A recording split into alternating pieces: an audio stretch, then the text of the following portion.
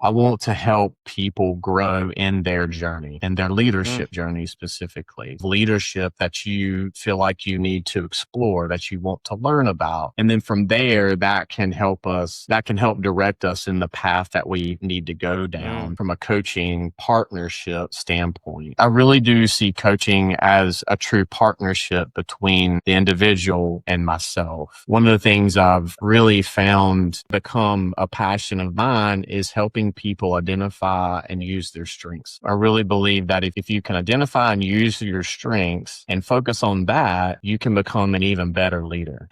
Welcome to Career Coaching Secrets, the podcast where we talk with successful career coaches on how they built their success and the hard lessons they learned along the way. My name is Davis Nguyen, and I'm the founder of Purple Circle, where we help career coaches scale their business to $100,000 years, $100,000 months, and even $100,000 weeks.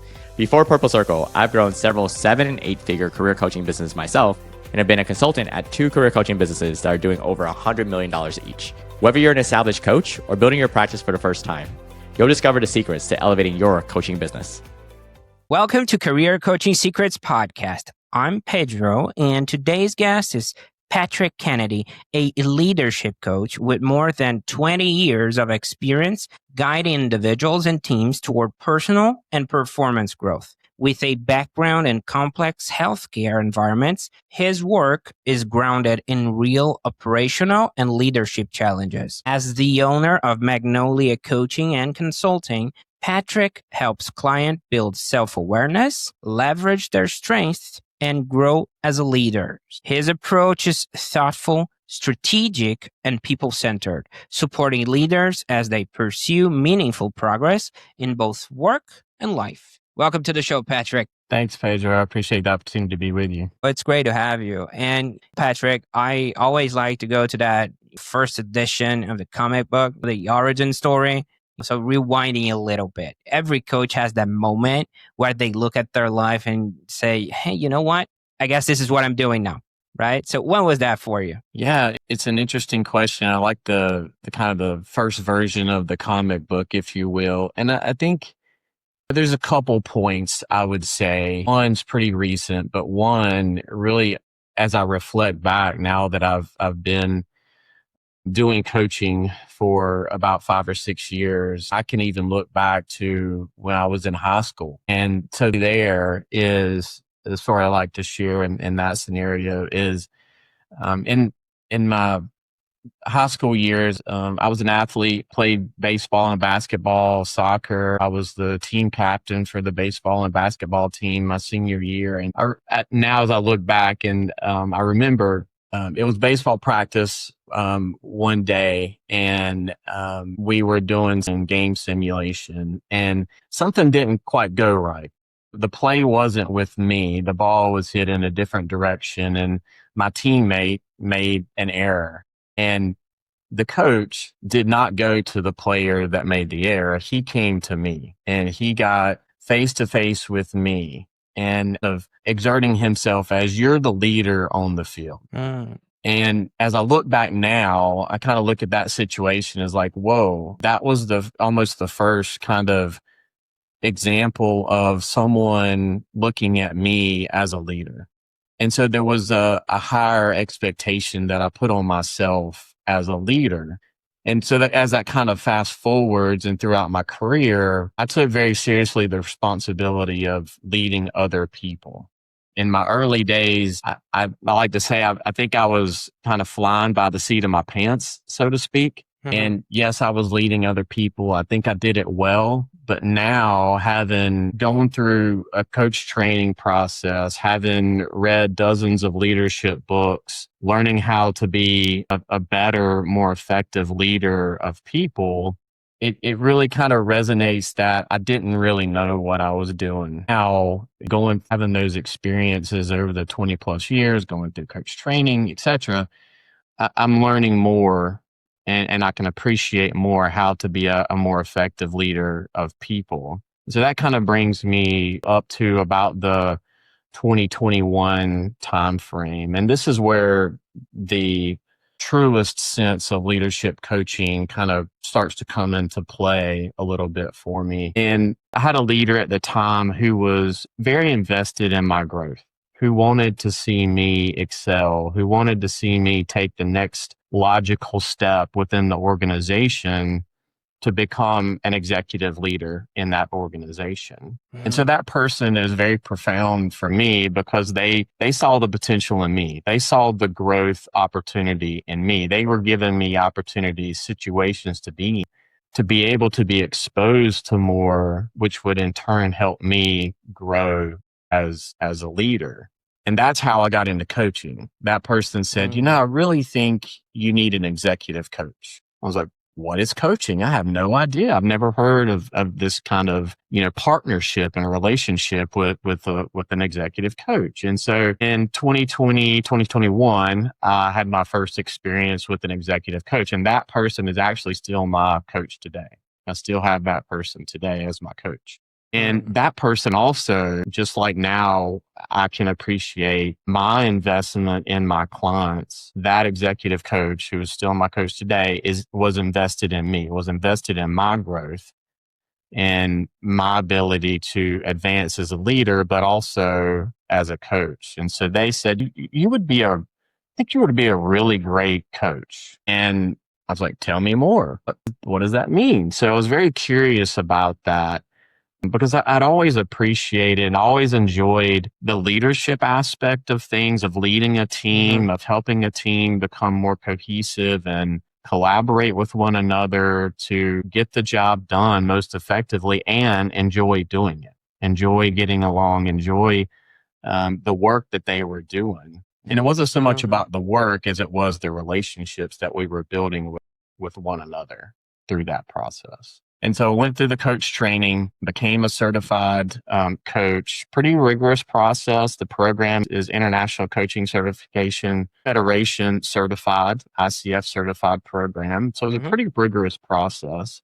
And then I began coaching internal clients at the organization that I worked for. And I found a lot of enjoyment out of that for myself, because I saw how I was helping other people. And it was really about how they were growing and how they were progressing, not about me, which is the essence of coaching. It's about the other person. How can I support and help them grow as an individual in whatever it is that they want to become? So a story there, I was coaching an internal client at that organization, and they were really stuck in their professional career. They were struggling with some time management things, organizational skills, but there was something bigger.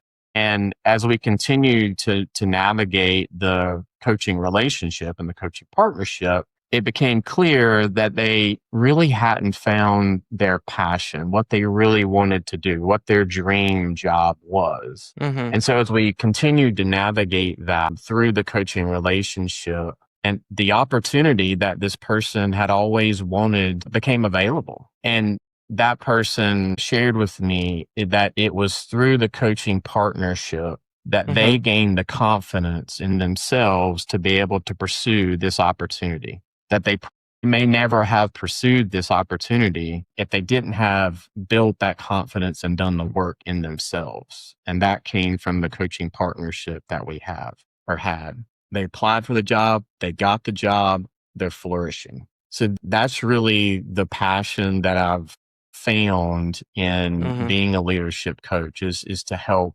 other people. And I'll use another quick story. I was just recently working with a client, and one of the things that tells me this is going well, there's something really good happening here as we navigate sessions. And this one particular client that I have, at the end of the session, they said, I feel lighter, like there's a weight lifted off. And so we've navigated through a situation that they now feel confident, more confident in themselves to be able to push forward and solve the problem. And that helps not just them grow in their leadership, but it helps the people that they're leading grow as well. Okay.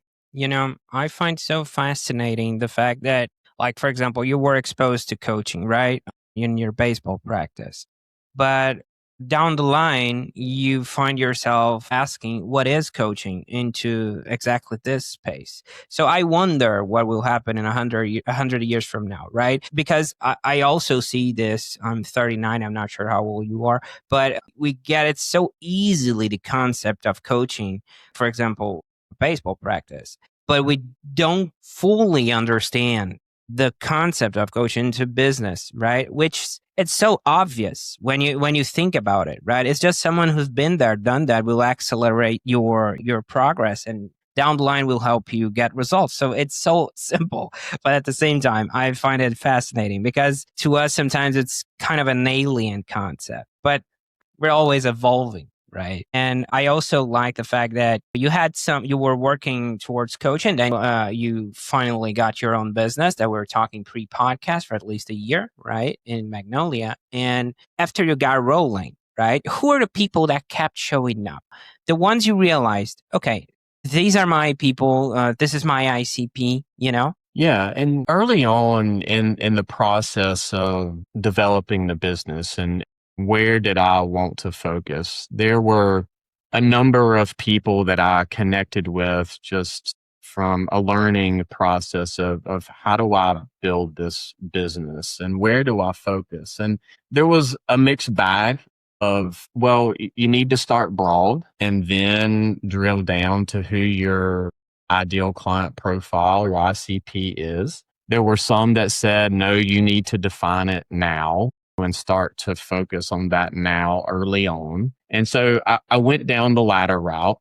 I narrowed it down from the beginning based on the guidance that I got. And I think this is extremely important in helping people who maybe want to jump into a coaching business for themselves or in an organization, to help speed up that time and not have to go through the trials and errors maybe that I did and some other people did, is I really do think you need to get clear from the beginning on who you want to serve. And so the analogy I like to use there is you can't boil the ocean. You know, you're not gonna, as an individual coach, you're not gonna serve millions of people. So don't boil the ocean. Spend some time, be very thoughtful, spend some time reflecting on who you've been, where you've been, the experiences that you've had, and how can you leverage that to best serve your clients? And so for me, my entire professional career has been in healthcare. And so my ideal client is the early to mid-career healthcare professional who is looking to grow in their leadership abilities, whether they actually lead people today or they don't, who is looking to grow in their leadership capabilities. Maybe they want to get into an entry-level leadership position. Maybe they're looking to advance to an executive level leadership position. And that has helped me be more clear in how I can help those individuals because I've been there. That was my path, was moving up through leadership within a healthcare institution or multiple healthcare institutions, actually. So I think it is important and can save people time. It can speed up, if you will, some of the other aspects of the business to get very clear from or try to get clear from the beginning. Who do you really want to serve? What is your niche? What does your ideal client look like? Yeah. And I think that positioning also, just to highlight what you said, it helps, so you're not being treated as a commodity. Because if you're trying to help everyone, you're easily comparable, right? But if you're having that specific niche, the healthcare industry, like you said, you're the go-to guy for healthcare people that are looking you up. And I think that's very powerful. And people sometimes they think they're saying no to millions of people. That's not what usually shows in reality. It's just easier for people that actually need you to find you, if that makes any sense, right? So yeah, I agree with that 100%. So, okay. I mean, that's the coaching side. We talked about your ICP, your origin. Now let's talk about the part nobody escapes, right? Marketing. So how do people usually find you? I do have a website. The social media platform that I've chosen to use is LinkedIn. That's, in my opinion, the most professional social media platform out there right now. I think that is where my ideal clients are, whether it's an individual or whether it's an organization. And so those are the main two sources that I have right now. The third one, which I think is really most powerful, are the connections, the individual one-on-one connections that I make with people. And most of probably more than 50%, I don't know what percentage actually it would be, but more than 50%, the people I'm talking to or connecting with may not be my actual client. They may not be my ICP, but they probably know someone that I need to talk to that could become a client. Again, whether it's an individual or an organization. As I started in early 25 and building the business, one of my, who has now become a mentor of mine, one of the things he highly recommended for me was a book called The Prosperous Coach. It's by Steve Chandler and Rich Litvin.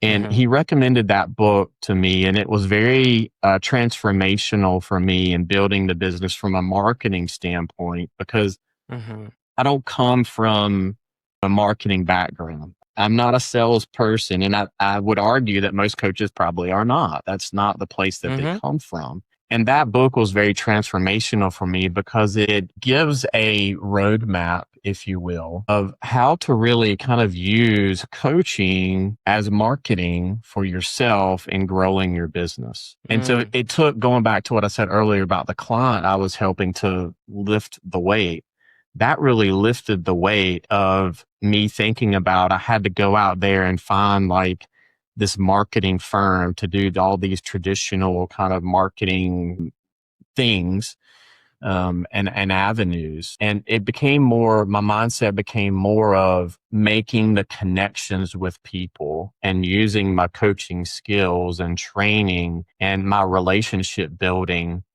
to be able to build the business from a marketing sense, if you will. Oh, that's interesting. All right. I mean, let's talk business for a second, right? So people find you via your website or LinkedIn, like you mentioned. So let's picture this. They resonate with your work, and eventually they want to know what working with Patrick actually looks like, right? So everyone builds their coaching business a bit differently.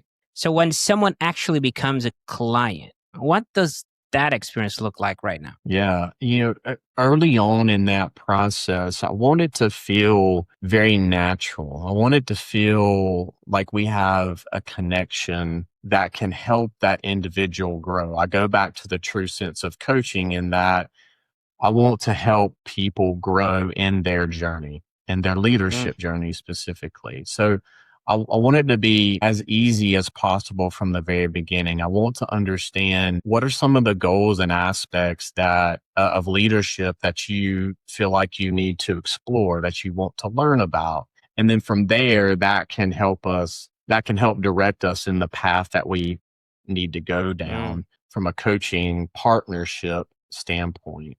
And I really do see coaching as a true partnership between the individual and myself. One of the things I've really found become a passion of mine is helping people identify and use their strengths. I really believe that if you can identify and use your strengths and focus on that, you can become an even better leader.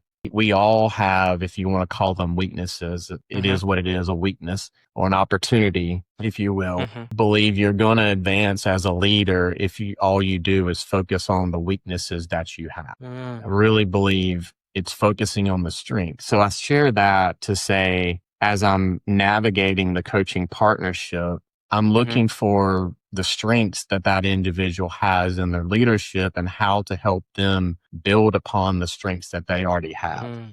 We're not ignoring your weaknesses, but if that comes up, there's likely another leader in your organization or a leader you've had in the past or somebody outside the organization where you can partner with that person and learn from that person to help bridge that gap of a weakness.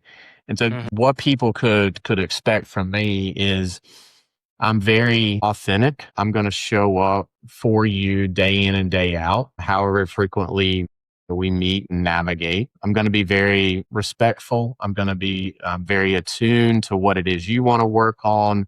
I'm going to listen. I think that's an extremely important aspect of coaching. And it's not just the coaching process, if you will. It's not, in my opinion, and what I've come to learn works best with people is it's not a prescription, right? It's not just a step by step. Here's what happens in the coaching process with an individual. My mentor coach shared with me that there are a lot of people who she comes across in her work as a mentor coach where they're just following the process that they learned in their coaching training. And in my opinion, that doesn't evoke the awareness. That's not serving the client. It's just following a process. And so in the process, coaching relationship, I should say, it's unique for each individual. The paths that I have with each client now are many. I'm not on the same path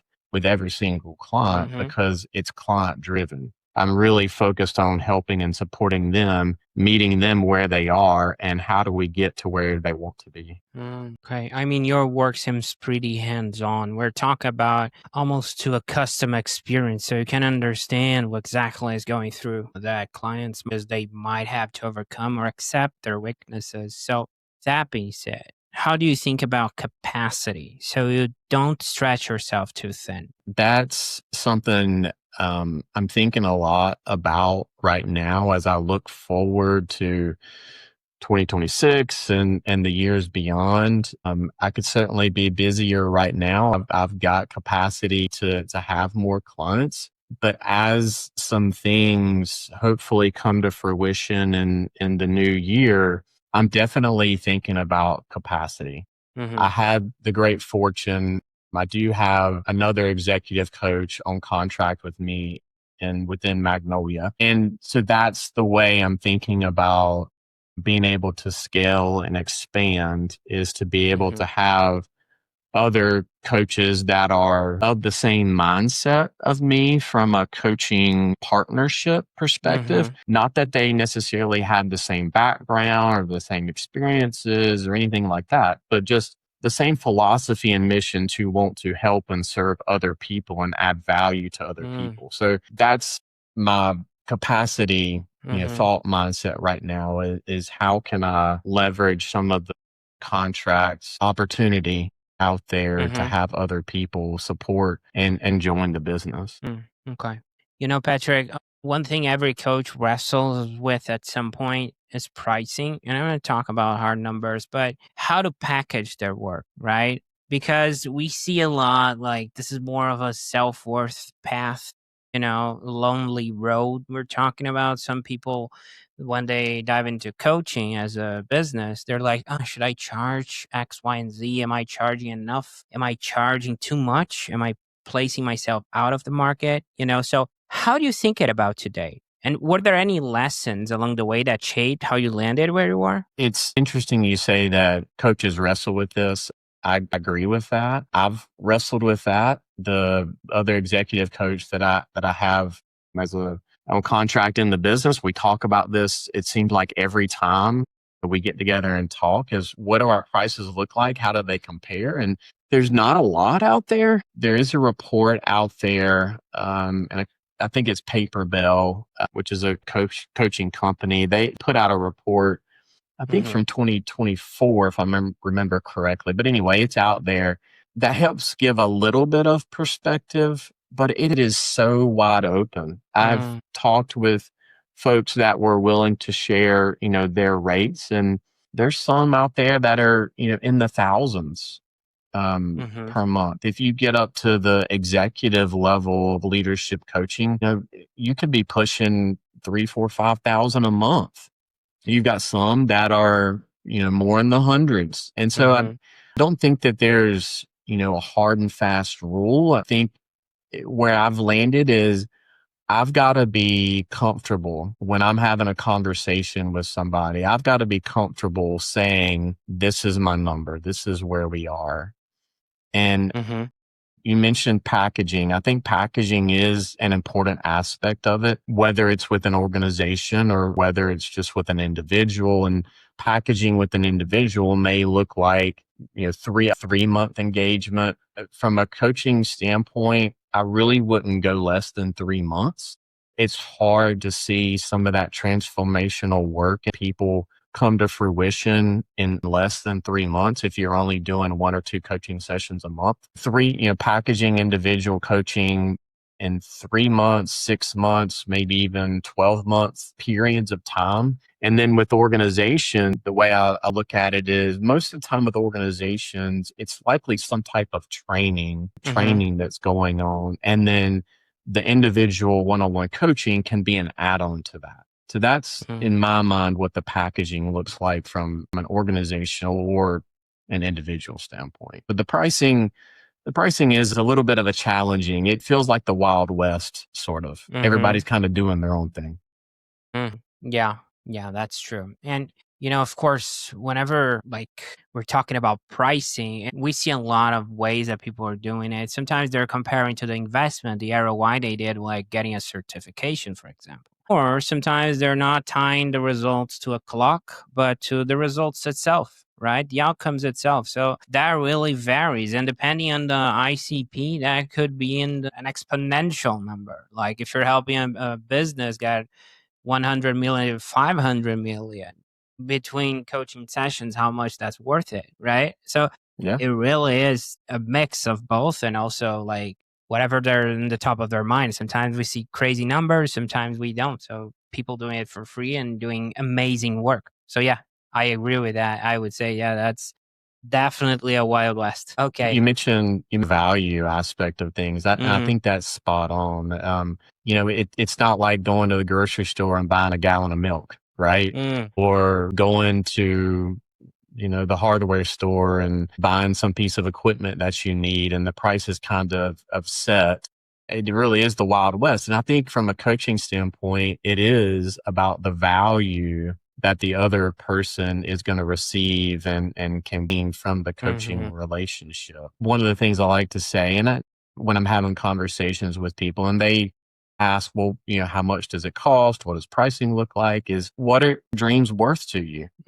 What are your dreams worth to you? And that is the value proposition, really, I think, from a coaching relationship. I don't look at it as an hourly rate. I don't calculate it that way. It really is more of a value proposition for the client, what they're getting out of it. Yeah, that's a solid look and how you approach price and structure. I like that, the packaging and not tying up to a clock. Now, I'm curious about where we're in all this, right? So looking ahead, where do you see the business going? Are you thinking about scaling, hiring, or is there a next step you're excited about? Yeah, there are quite a few, quite a few opportunities that I'm excited about. There are a couple, a handful of opportunities, potential opportunities that hopefully will come to fruition in 2026. They're mostly organizations that are looking to grow their leaders and their leaders' capabilities and effectiveness. Those come to fruition, I'm definitely going to have to expand the business. And again, back to what I said earlier, the way I'm looking at that is being able to bring on contract coaches to be able to help with some of the training, more likely to help with some of the one-on-one individual coaching sessions and engagements that we have. So very excited about what 2020, the potential that 2026 holds for me. And there's some exciting stuff out there. That's cool. I mean, of course, whenever we're aiming towards the next chapter, there's always something we're refining in the present, right? So what are you currently trying to improve or tighten up in your business right now? Yeah, it's the scenes processes. It's the aspects of things. How do I refine this funnel as I have, connections with clients, as I say, okay, here's the services that we offer. How does that continue to build upon not just the one-on-one coaching? Because the one-on-one coaching is where I think I've experienced, and I think my clients have experienced, the true transformation. but you're not seeing this from other people. I've heard this from other people. And I think in the first year I've experienced this, I'm not going to grow the coaching business that I want only doing one-on-one coaching. So I've got to be able to build these other aspects of it. And so as I'm going forward, I'm thinking about what are the right levers I want to pull and the services that I want to provide and offer that will help to build the business going forward. And kind of going back to what I said, behind the scenes, how do I support those things, administratively and make sure I execute, get them done, and are able to deliver. I really like that. And the concept you have clear in your head, that's the one-on-one won't because there's only so much you can do, right? In terms of scale. And the one-on-one really is impactful, obviously, and you're working towards coaching contractors, right? To be able to handle also that. But towards if you're trying to impact more people, that will be a challenge, right? Exclusively to the one-on-ones. And I that's very insightful. Obviously, you're looking for quality. You're not just trying to push something that wouldn't work. So yeah, I get it. I mean, I love that. And if listening wants to connect with you or follow your work, Patrick, where can people find you and connect with you? Yeah, the best is LinkedIn. Follow me, connect on LinkedIn, send me a direct message on LinkedIn. Always love having conversations, even if, that person's not going to become a client. Just connecting with people, getting to know people. I've told to a number of my kind of inner circle folks recently, but in this year, 2025, I feel like I've made more connections and grown relationships more than I probably ever did in the 20 years in healthcare. So LinkedIn is the place. They are more than welcome to visit the website. There's a contact me form on the website. Send me a direct email, which my email address is on the website. But I enjoy interacting with people on LinkedIn and seeing what other people are posting and learning from them as well. Yeah, that LinkedIn is probably the best. Okay. There were a few things you shared today that really stuck with me. I would say, that origin story with the simulation game on your baseball practice and your coach calling you out like, hey, man, I mean, it's not his problem. It's a we problem. And you're the leader here. So step up. I love that, I really like that. And that's one of the reasons I asked the origin story, because it's not overnight that you turn into a coach. It's something that's coming from your past and you had. So I really like that. I also like the fact about the mixed, bag of the finding the ICP, like the clarity and who you want to serve, the health industry, healthcare industry. I like that. Yeah. The way you approached it, like you were in a crossroad. Should I try to embrace the entire world or should I niche down? So I like the transparency of that. And also when we talked about pricing, right, that's such a taboo in the coaching space and such a wild west. Like you said, we see crazy numbers. We see people that are not charging enough. It really is crazy. And whenever you think about it, like I've seen people doing pro bono and doing amazing work and some people doing terrible work at 10K, whatever, 5K an hour or whatever they come with. So yeah, I really appreciate what you do. And I appreciate you being here and sharing so openly today. Okay. It was great having you on, Patrick. Thank you, Pedro. Appreciate the time and conversation. Thanks. That's it for this episode of Career Coaching Secrets. If you enjoyed this conversation, you can subscribe on YouTube, Spotify, Apple Podcasts, or wherever you're listening to this episode to catch future episodes. This podcast was brought to you by Purple Circle, where we help career coaches scale their business to $100,000 years, $100,000 months, or even $100,000 weeks, all without burning out and making sure that you're making the impact and having the life that you want. To learn more about our community and how we can help you, visit joinpurplecircle.com.